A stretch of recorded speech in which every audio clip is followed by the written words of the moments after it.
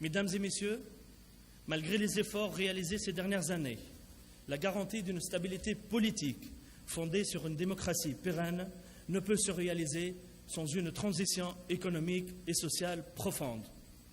Afin de réussir cette transition, le gouvernement a engagé une démarche participative, mais basée sur le principe de la responsabilité partagée, pour identifier les mesures urgentes nécessaires au redressement de la situation économique et les axes de réforme structurelle pour une croissance pérenne et inclusive. Cette réforme et cette participation du gouvernement se situent attachées notamment par une nouvelle impulsion de l'investissement privé en tant que moteur de la croissance économique, l'amélioration de la gouvernance, le rétablissement de la confiance et surtout et particulièrement le développement de la compétitivité et la productivité de notre système économique. Dans cette perspective, l'action du gouvernement se concentre sur quelques priorités. D'abord, l'amélioration du climat des affaires, à travers notamment la révision du nouveau code de l'investissement, la réforme de marchés publics permettant la réalisation des projets dans les meilleures conditions, la simplification et l'allègement des procédures administratives et réglementaires dans le cadre d'un projet appelé guillotine réglementaire et administrative qui devra se terminer ce projet vers la simplification des procédures administratives et réglementaires à la fin septembre de l'année 2014. Mais aussi le renforcement du partenariat public-privé et particulièrement en ce qui concerne les projets d'infrastructure, le renforcement de l'infrastructure des télécommunications et le développement des énergies alternatives et renouvelables. Ensuite, la deuxième priorité de ce gouvernement dans le cadre de la relance économique est l'amélioration du climat social, notamment à travers la création d'un Conseil national pour le dialogue social, s'inscrivant dans le cadre des efforts de dialogue et de consensus et de solidarité, et ceci s'est traduit récemment par la signature tripartite entre le gouvernement, le syndicat et le patronat par une charte régissant l'encadrement des négociations sociales au cours de l'année 2014. Troisièmement, la poursuite des réformes structurelles importantes et indispensables pour le développement économique et pour surtout le nouveau modèle économique qu'on espère durable et soutenable. Ces réformes structurelles visant essentiellement à la restructuration du secteur financier, la réforme de la fiscalité, la réforme de la caisse de la compensation déjà entamée dans le cadre de la rationalisation de la compensation et la réforme et l'assainissement des entreprises publiques. Et enfin, en quatrième point, l'engagement d'un processus de décentralisation conférant plus de pouvoirs et prérogatives aux régions et aux collectivités locales dans la conception et la mise en place de politiques et de projets de développement au niveau des régions. Mesdames et messieurs, honorables invités, œuvrant toujours dans une logique consensuelle, le gouvernement vient de lancer le dialogue national sur l'économie en concertation avec les différents acteurs, les partis politiques, le patronat, les syndicats, ainsi que les experts et les représentants de la société civile. Ce dialogue vise à mettre en place, ce dialogue qui est historique et pour la première fois concerne l'économie en Tunisie. Il vise à mettre en place une feuille de route comportant des actions concrètes à très court terme et des réformes structurelles à même de favoriser la relance économique et de jeter les bases d'un nouveau modèle économique répondant aux attentes et aux aspirations de notre peuple. C'est dans ce cadre et en s'inscrivant dans la dimension de prospective, le gouvernement se penche aussi sur l'identification des secteurs innovants et stratégiques capables de favoriser la montée en valeur et une meilleure intégration dans les chaînes de valeur mondiales, ayant pour corollaire la création de plus d'opportunités d'emploi, notamment pour les diplômés de l'enseignement supérieur.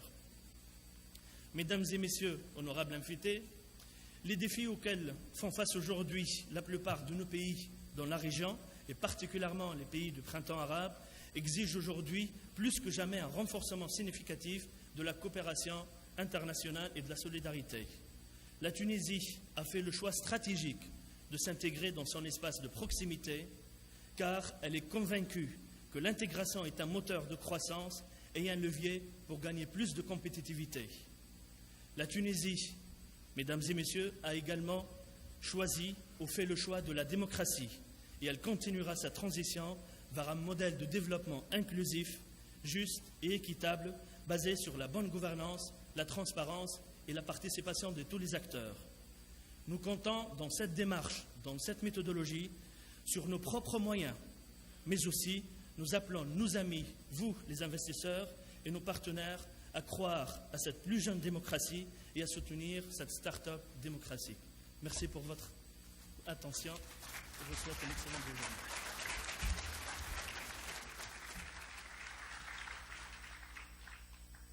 Thank you very much, Mr. Busgenda.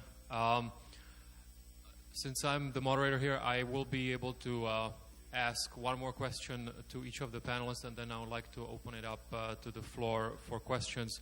Minister Warfali, we looked at transitions. Actually, two other members of our Global Agenda Council on the Arab World just published an op-ed on transitions, studying transitions not only here but also elsewhere in the world. And one of the conclusions was that, or judging by their record, fast transitions are usually, or the shortest transitions are usually the most successful ones. I've also heard from some of the panelists here that there's this sense of urgency of making certain decisions. Certain sectors were mentioned and certain reforms as well.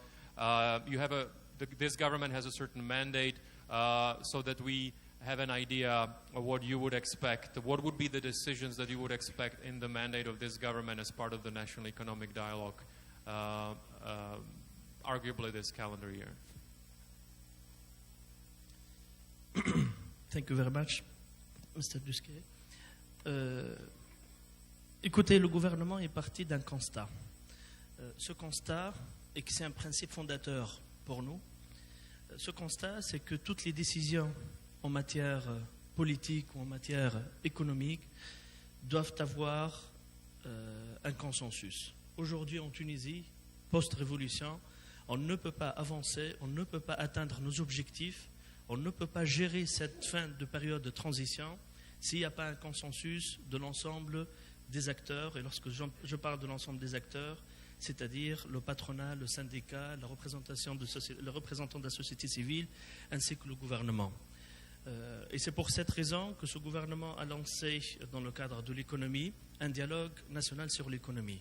Mais vous me dites pourquoi un dialogue national sur l'économie, avant de vous donner quelle est la vision, quelle est la finalité de notre dialogue national. Le dialogue national sur l'économie est parti d'un constat de la situation actuelle économique et financière du pays. C'est un travail qui a été fait par mon collègue au niveau du ministère de l'Économie et des Finances sur le diagnostic de la situation économique et financière actuelle. Ce diagnostic détermine un certain nombre d'enjeux et de défis. Pour résumer, au cours de ces 3 dernières années, nous avons fait véritablement des avancées grâce au dialogue politique auquel effectivement le patronat a œuvré, donc le TICA, dans le domaine politique, dans le domaine social, mais comme l'a dit monsieur le chef de gouvernement hier, on a relativement oublié l'économie. On a relativement oublié les enjeux économiques et l'économie ne nous a pas oubliés. Ce constat part aussi d'une situation où, si on voit, même si Sissi Kamel ne veut pas parler ou n'aime pas parler du modèle, si on voit un peu le modèle économique sur lequel a été développé le pays, jusqu'avant la Révolution, c'est un modèle économique qui a œuvré essentiellement pour la consommation, avec une mauvaise répartition de la richesse, avec des projets de développement qui ne sont pas très intéressants au niveau des régions, et particulièrement les régions défavorisées, avec un taux de chômage élevé, et particulièrement en ce qui concerne les diplômés de l'enseignement supérieur, avec une économie qui est coincée dans des secteurs à faible valeur ajoutée, avec une économie croyant que c'est une économie ouverte avec notre partenaire européen, mais en fin de compte, on voit que c'est plutôt une économie fermée qui est orientée uniquement à 4 pays avec de nos échanges commerciaux, à 4 pays de l'Europe, et plus particulièrement, nous avons un pays, avec lequel 50% des échanges commerciaux de la Tunisie. Donc c'est une économie qu'on a cru que c'est une économie ouverte, mais en fin de compte, c'est une économie qui est relativement fermée même de point de vue géographique. C'est une économie aussi qui n'est pas ouverte vers les pays tels que les pays où un marché en taux de croissance intéressant aujourd'hui, tels que les pays, les BRIC, mais aussi le continent africain. Par rapport à l'ensemble de ces enjeux, viendront en plus des enjeux liés à la révolution. Et lorsqu'on est arrivé au pouvoir, on a remarqué que ce qui s'est passé pendant 3 ans, puisque nous avons relativement oublié l'économie, que cette économie a survécu essentiellement grâce à des emprunts. Et cet emprunt était orienté vers 2 postes essentiellement, qui sont le poste de la subvention, dont on a parlé, c'est Hichem, largement, et particulièrement la caisse de la compensation générale en ce qui concerne les produits énergétiques qui a été multipliée par 6 ces 3 dernières années, mais aussi une masse salariale importante. Donc nous avons un budget qui est alourdi par 2 composantes essentielles qui le tirent vers le bas, qui sont une masse salariale importante, mais aussi une caisse de compensation qui a augmenté d'une manière générale, passant de 500 millions de dinars, je donne un chiffre, en l'année 2010, donc dans le domaine de l'énergie, à presque aujourd'hui 5,5 milliards de dinars, en gros. Donc, particulièrement, ce qu'il faut faire aujourd'hui, et quelles étaient les attentes. En face de ça, excusez-moi, juste j'ai oublié un point, nous avons 2 postes qui chargent un peu et qui tirent vers le bas le budget, mais en face de ça, nous avons l'investissement qui est resté stable, l'investissement qui n'a pas évolué. Le développement de la région et l'investissement dans les régions n'ont pas été évolués. Le taux d'exécution des projets dans les régions, attente de l'ensemble de la population se trouvant dans les régions et particulièrement dans les régions défavorisées, n'a pas véritablement décollé. Donc on est dans un système où les charges sont de plus en plus importantes et leurs recettes sont de moins en moins importantes. Donc il faut trouver une solution.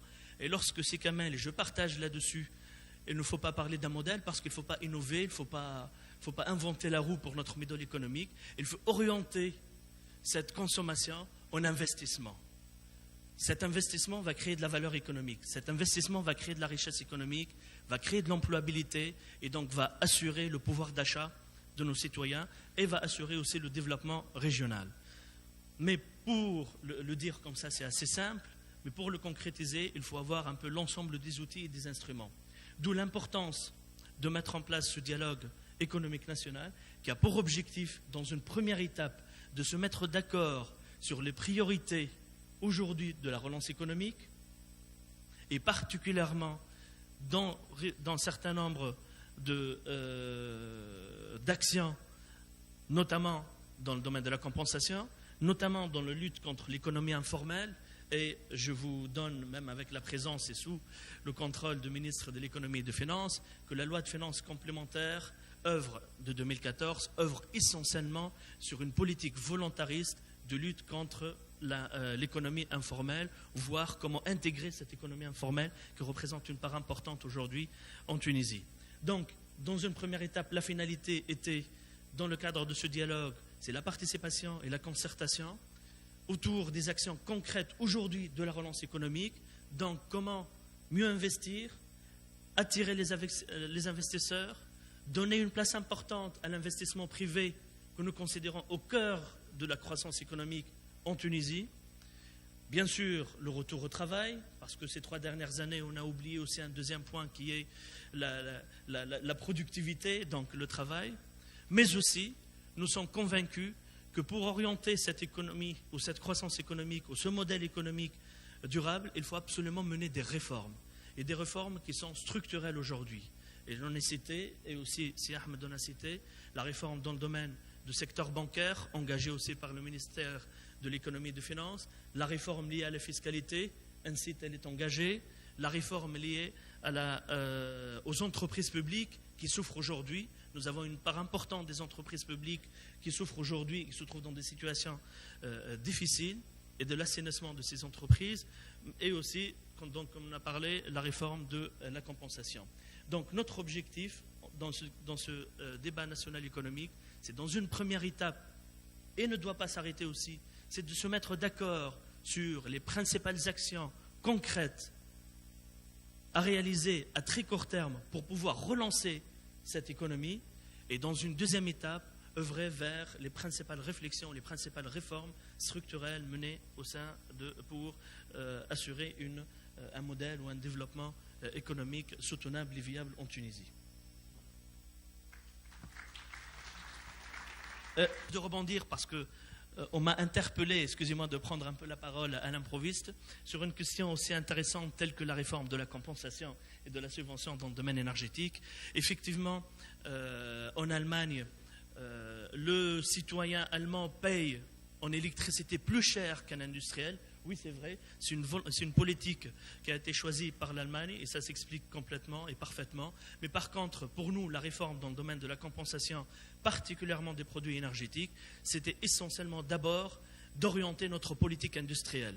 Aujourd'hui, on ne peut pas se permettre, étant donné un pays déficitaire en termes énergétiques, étant importateur de 60% de nos produits énergétiques, se permettre d'avoir des industries, avec tout le respect effectivement des industriels créateurs d'emplois, se permettre d'avoir des industries qui sont énergivores ou fortement énergivores, dont il n'y a aucune valeur ajoutée à l'échelle nationale, un taux d'employabilité très faible et ainsi une pollution environnementale importante.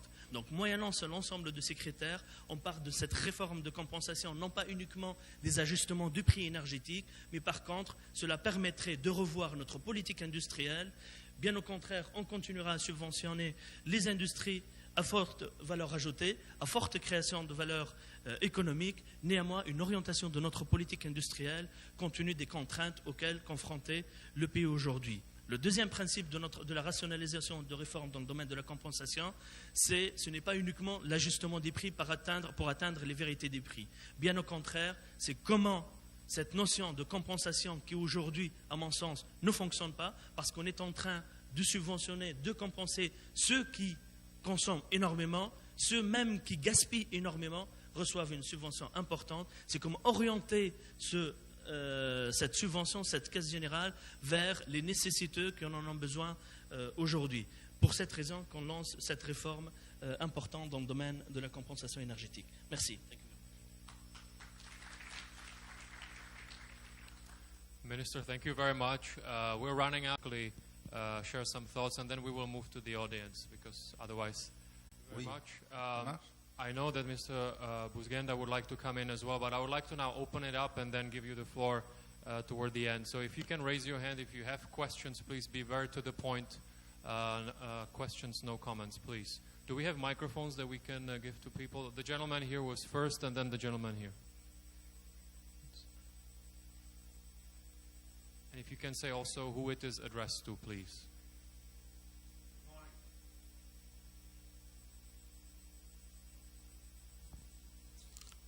Good morning. Sorry. Hamdi Osman, Solitaire Investment. I have taken the opportunity to come and invest here 2 years ago. And we have an Arabic expression that says, ask mugarrab wa ma tas'alsh tabib. Ask someone who have the experience and don't ask a doctor. My question is straightforward to anyone in here. I know all of them by far. In the sense of, I think when it says new democracy, new opportunity, for any investor coming in here today to take advantage. I love Tunis. I spent 34 years of my life in a multinational company as a CEO for FedEx. I retired to come put all my investment, not in Dubai where I live, come in and invested in Tunis. I'm telling you, if you come with an experience of any business for tourism, you gotta go somewhere. If it's for industry, you're gonna go somewhere else. For whatever it is, just tell me where one-stop shop stations. And from there, you should take the accountability and liability that one locations. So we don't have to run around and waste our time and get discouraged and leave. Thank you. Thank you very much. I would like to collect them. So this gentleman here was second, and then there's the gentleman right there. Thank you. You can introduce yourself. My name is Adel Al-Ali from Bahrain. I heard all the comments that's been stated by the panels, and I think Tunisia is going through exceptional crisis. And what we heard from the panels is normal, traditional solutions. which doesn't coincide with the exceptional situation of Tunisia. We need to have a bold solutions, bold reforms, rather than traditional reforms, which the panels have gone through. I would agree with Mr. Bouchonion of supporting bigger industries, and what the government can do is what it has, not what it doesn't has. And real estate is internationally the biggest industry worldwide. What the government of Tunisia has is land, and could offer lands for free for local as well as international investors. You have the tourism industry flourishing, you have the land as government, and you have willing investors in the land. And I think you need to think out of the box in here. If the real estate industry, which is the biggest, flourishes, you have behind it is the biggest employer worldwide, not only in Tunisia. Behind it, electrical industry will flourish, building material industry will flourish, cement industry will flourish, employment industry will flourish, plumbing, electrical, and so forth. I think this is by far the most important sector from tourism as well as real estate investment. And I think the Tunisian government has to have a bold committee to come up with a bold solution rather than traditional solutions. Thank you. Thank you very much. Since I think you put it forward to the panel at large, I would just like to repeat, it was about the one-stop shop for investors and a very strong case for new industries, particularly real estate. Mr. Ahmad, you wanted to come in. Can I give you the floor? And then whoever wants to come in to respond to the two questions, please be very short, please.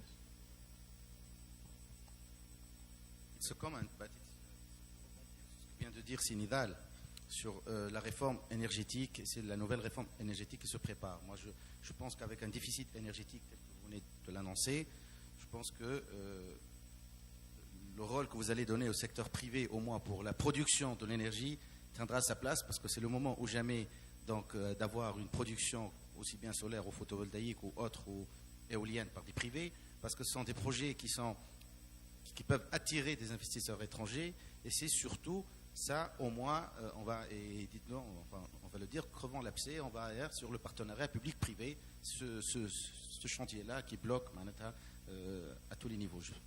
Donc je suppose que la réponse est positive.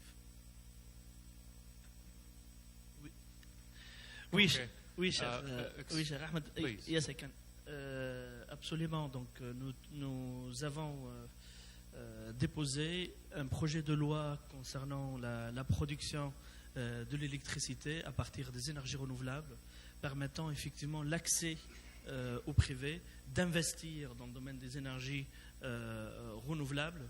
Et ce projet de loi est véritablement très intéressant. Il est actuellement entre les mains en cours de l'Assemblée nationale constituante, et j'ai appris hier que cette loi devrait être passée dans les brefs délais avant la fin du mois au niveau de la session plénière pour son adoption. Donc ça, c'est une très très bonne nouvelle. Effectivement, la production de l'électricité pourrait être ouverte par l'investissement effectivement privé qui va permettre à la Tunisie d'aider dans le cadre de son déficit énergétique, mais aussi de répondre à une croissance importante de la demande énergétique. Thank you very much. Anyone wants to respond to the two questions we had from the audience? Minister, do you want to react? Yes. Par rapport à la crise exceptionnelle face à laquelle la Tunisie, effectivement, je prends note de votre message. On ne voit pas véritablement une crise exceptionnelle actuellement dans le domaine économique et financier en Tunisie. Certes, il y a une crise, certes, il y a des difficultés. La situation est difficile pour des raisons qu'on vient tous de citer, pour des raisons internes, mais aussi pour des raisons externes. On voit bien que au niveau de la région, on en a parlé, que nous avons des échanges commerciaux avec l'Europe, notre premier partenaire à peu près plus de 90%, et que cette région aussi souffre aujourd'hui, c'est une crise économique et financière internationale. Donc c'est un facteur aussi exogène, c'est un facteur qui n'est pas interne à la Tunisie. Par conséquent, il faut absolument prendre des solutions et ouvrir un peu plus pour pouvoir remédier à cette situation. Pour ce qui concerne les solutions, si vous considérez que donner les terres d'une façon gratuite aux investisseurs est une solution exceptionnelle, écoutez, je partage votre avis, mais ce n'est pas véritablement exceptionnel de donner des terres aux investisseurs, bien au contraire. C'est actuellement dans le cadre de négociations au niveau de nouveaux codes des investissements, mais ce n'est pas véritablement une solution innovante et exceptionnelle que de donner des terres aux investisseurs gratuitement comme ça. And also the one-stop shop, if someone can come in for investors. Non, je voulais réagir à la question de real estate parce que c'est important. And I will say it in English so that you can listen. Let me say, I would like to be very clear on this one because real estate is an important sector and so on. But I don't agree at all with what you are saying, that distributing free land to investors, for two reasons.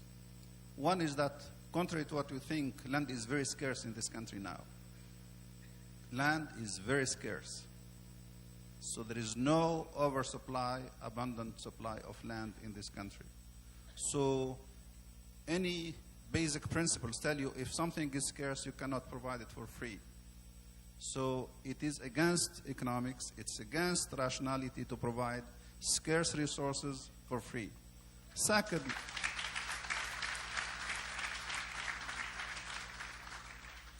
and most importantly, in this country, real estate has its place. But I think we have to realize that what we need in this country is jobs for people who are increasingly educated, who have skills, and who are not going to be employed by the real estate sector. We need activities which are going to employ and provide good job opportunities for the new industries, new services, the higher skill, the higher technology activities. And that's where we need to invest. So if I have some land that is available, I would prefer to give it at some price, reasonable price, for activities which are going to produce these jobs, rather than produce low-skill jobs in the construction sector, and so on. And I beg to differ with our friends from the Gulf, because maybe you have a different view of what land is and what construction. But what you do in the Gulf, which is your choice, and I respect and completely, is that you bring workers from abroad, unskilled laborers from abroad, you have land, and then you do real estate, which is fine for you. This does not work for us. This is not something that will work for us, given our priorities, given our problems. And I think it's important that we keep this in mind. Otherwise, we are going to be, working on the wrong premises. Thank you. Thank you very much.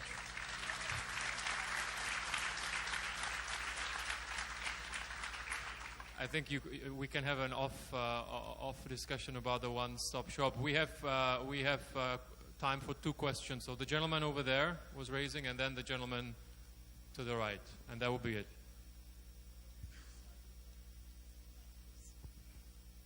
We should be really just one question, please, so that we can finish on time. Thank you. Oui. Monsieur Yahi Youssef, Association de Transparence et Responsabilité Partagée. On est en train de travailler sur le modèle économique et quelle forme de démocratie, c'est-à-dire la démocratie libanaise ou une vraie démocratie ou une démocratie de façade. Et sur le financement et tas de choses. Bon, le plus important, l'analyse que j'ai écoutée, c'est bien, mais nous sommes en Tunisie et dans le monde dans une crise prolongée et répétitive. C'est-à-dire les analyses, il faut changer, l'approche, il faut changer, le mécanisme, il faut changer, les outils, il faut changer. Monsieur, le plus important. La question pour monsieur... moi, j'ai travaillé à l'Organisation mondiale de commerce. Mon rôle, c'est de voir l'impact des accords sur l'économie, sur la petite et moyenne entreprise. Je suis un médecin chirurgien spécialiste pour le cerveau. Monsieur Feli, vous êtes des médecins et vous arrivez, vous trouvez, c'est-à-dire qu'il y a une hémorragie interne, externe dans l'économie. Il faut commencer par trouver une solution à ces hémorragies, je pense. Après, on ne va pas mettre le point sur les i, mais on connaît beaucoup de choses. En ce qui concerne l'énergie, oui, ça y est, je termine, s'il vous plaît. Entre parenthèses, l'énergie, il faut trouver la solution, c'est-à-dire au coût de production de la steak ou au réseau qui est vétuste et est en train de gaspiller de l'argent. Ça, c'est le plus important. Monsieur Wafeli, vous avez dit que la Tunisie doit se positionner stratégiquement. Dans le concret, nous, on travaille les associations dans le concret. Est-ce que dans les projets que vous êtes en train de faire en Tunisie, vous avez une vision ou non, stratégique ou non? Ça, c'est le plus important. Prenons le port, c'est-à-dire maritime.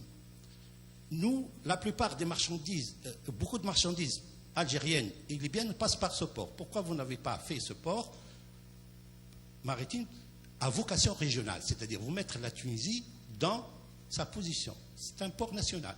L'aéroport de Djerba, elle est utilisée par les Libyens. Pourquoi vous n'avez pas à vocation régionale? Le pipeline qui passe de l'Algérie vers l'Europe, et l'Europe a un problème de gaz avec la Russie. Pourquoi vous n'avez pas fait un projet, c'est-à-dire régional? On a le problème de sécurité. Quand on dit sécurité, c'est-à-dire ensemble. Sécurité alimentaire, sécurité de travail. Pourquoi avec l'Algérie, vous n'avez pas fait un petit plan Marshall, c'est-à-dire dans les régions frontalières? Ça, c'est la sécurité le plus important pour créer de l'emploi, pour le développement entre ces régions. Je ferme une parenthèse. Okay. Ça y est, la question pour monsieur. This is too long. I think it's Okay, clear. merci. Thank you very much. There was one gentleman on the right. We will collect them and then we will respond. Assalamu alaikum. My name is Enis Ayari from Germany. I'm Tunisian, born in Germany. I will not fight you. The question is to anyone here. I'm not here to invest money in Tunisia.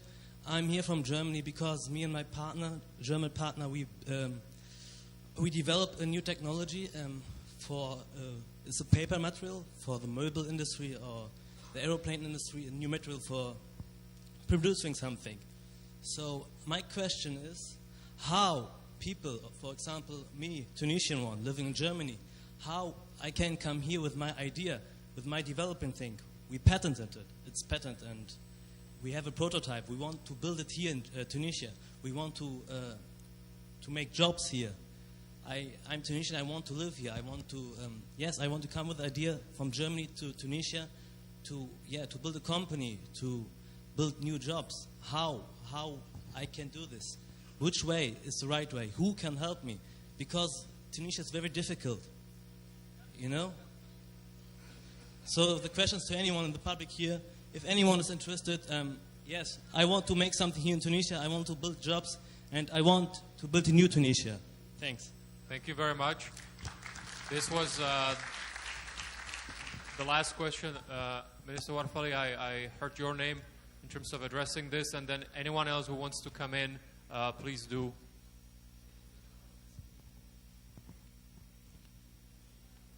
Merci pour cette question. Je commence par la dernière et je vous remercie de l'intérêt que vous portez pour investir en Tunisie. Naturellement, c'est votre pays, vous pouvez investir. Bien au contraire. Me semble-t-il qu'il y a beaucoup d'autres investisseurs qui sont venus en Tunisie. Ils sont présents aussi dans la salle. On a parlé tout à l'heure d'un guichet unique, mais je peux vous orienter à très court terme au directeur général de la FIPA. Il va vous dire quelles sont les conditions et comment peut-on venir investir aussi en Tunisie et vous accompagner dans toute votre démarche pour pouvoir investir et créer votre société et créer de la valeur économique. Je pense qu'il y a des représentants de la FIPA qui sont là aussi et ils peuvent vous aider. Ceci étant, cela m'amène à une réponse intéressante. Tout à l'heure, un de nos interlocuteurs a parlé de l'efficacité liée à la FI, donc plutôt à la FIPA et puis d'autres institutions.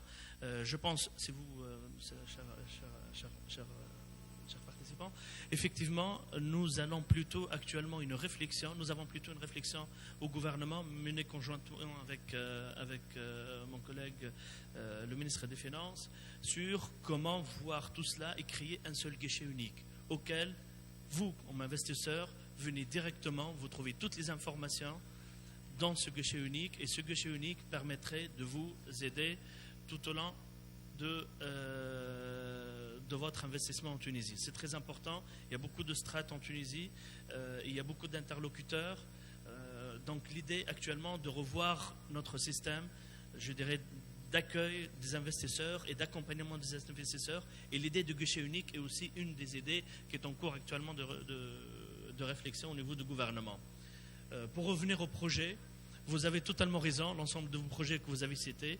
C'est pour cette raison que a été annoncé hier par le chef de gouvernement la tenue de la conférence Investir en Tunisie en automne 2014. Et la réflexion, c'est aujourd'hui comment se focaliser sur une politique d'offres de projets structurants dans le domaine économique, des projets dans le domaine d'éthique, des technologies de l'information et de la communication, mais aussi des projets d'infrastructure que vous avez cités. Vous avez cité donc des projets aéroportuaires ou des ports maritimes aujourd'hui, ou des ports en eau profonde. Aujourd'hui, effectivement, une réflexion qui est menée au sein du gouvernement, c'est de voir, pour arriver à cette conférence, avec une politique d'offres de projets structurants. Pour le pipeline, on en reparlera tout à l'heure.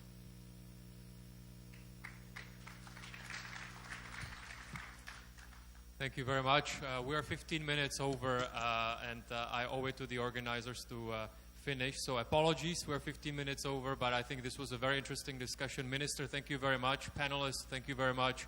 And congratulations to Tunisia Investment Forum.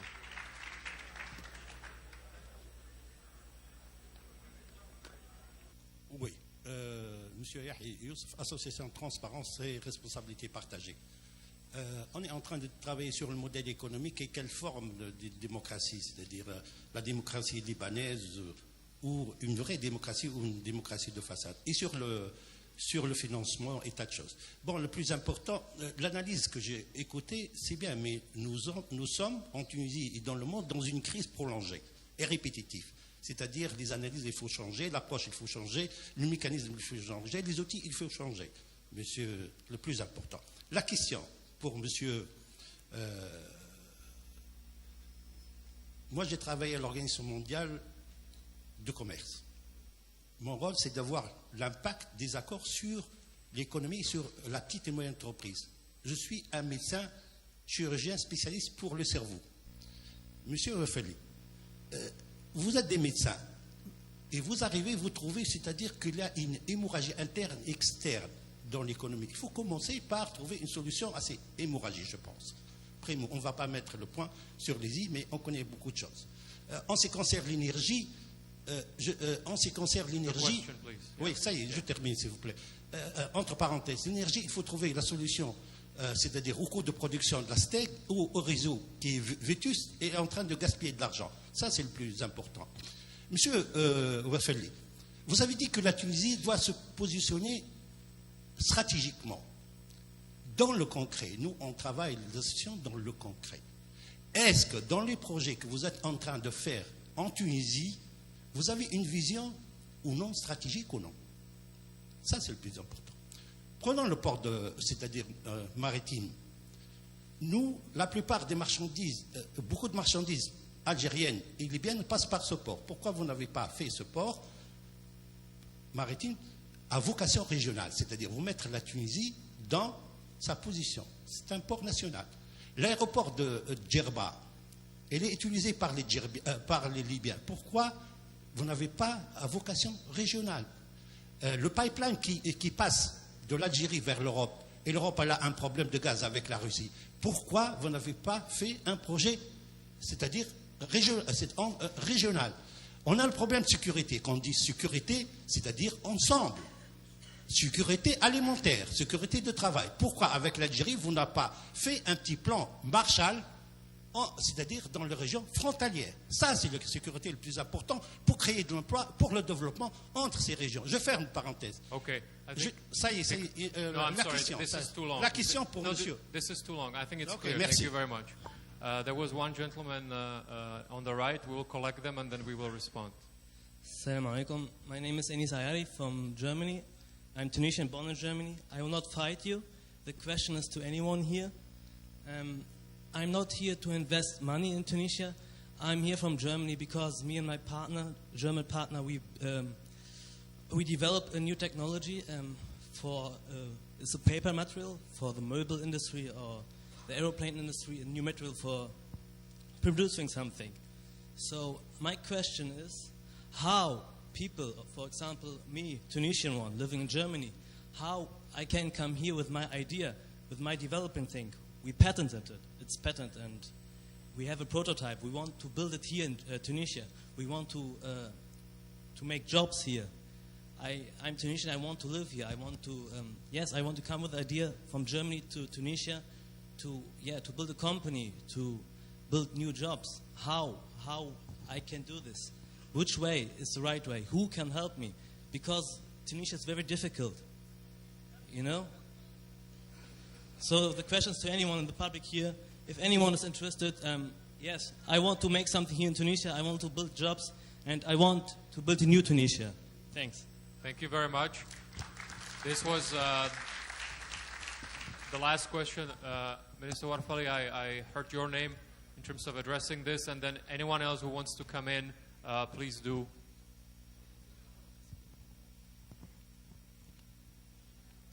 Merci pour cette question. Je commence par la dernière et je vous remercie de l'intérêt que vous portez pour investir en Tunisie. Naturellement, c'est votre pays, vous pouvez investir. Bien au contraire. Me semble-t-il qu'il y a beaucoup d'autres investisseurs qui sont venus en Tunisie. Ils sont présents aussi dans la salle. On a parlé tout à l'heure d'un guichet unique, mais je peux vous orienter à très court terme au directeur général de la FIPA. Il va vous dire quelles sont les conditions et comment peut-on venir investir aussi en Tunisie et vous accompagner dans toute votre démarche pour pouvoir investir et créer votre société et créer de la valeur économique. Je pense qu'il y a des représentants de la FIPA qui sont là aussi et ils peuvent vous aider.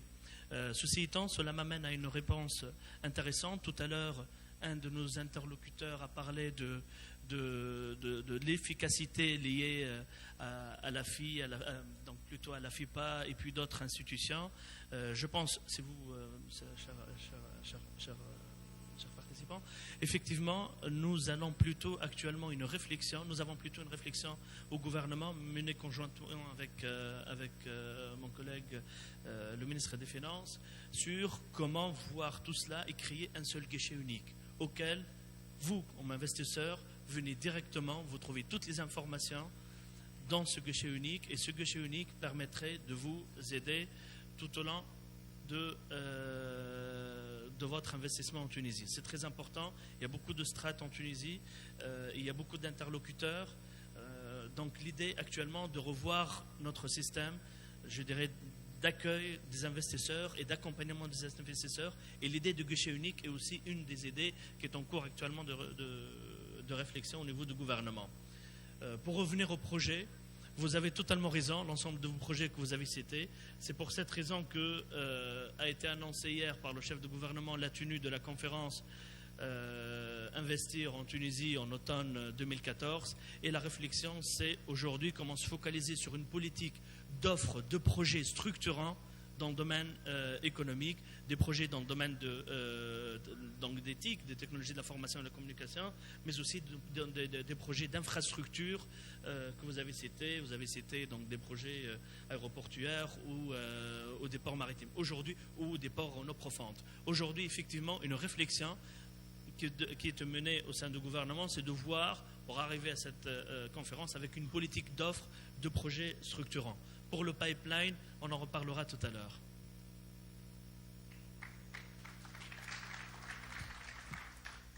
Thank you very much. We are 15 minutes over, and I owe it to the organizers to finish. So apologies, we're 15 minutes over, but I think this was a very interesting discussion. Minister, thank you very much. Panelists, thank you very much. And congratulations to Tunisia Investment Forum.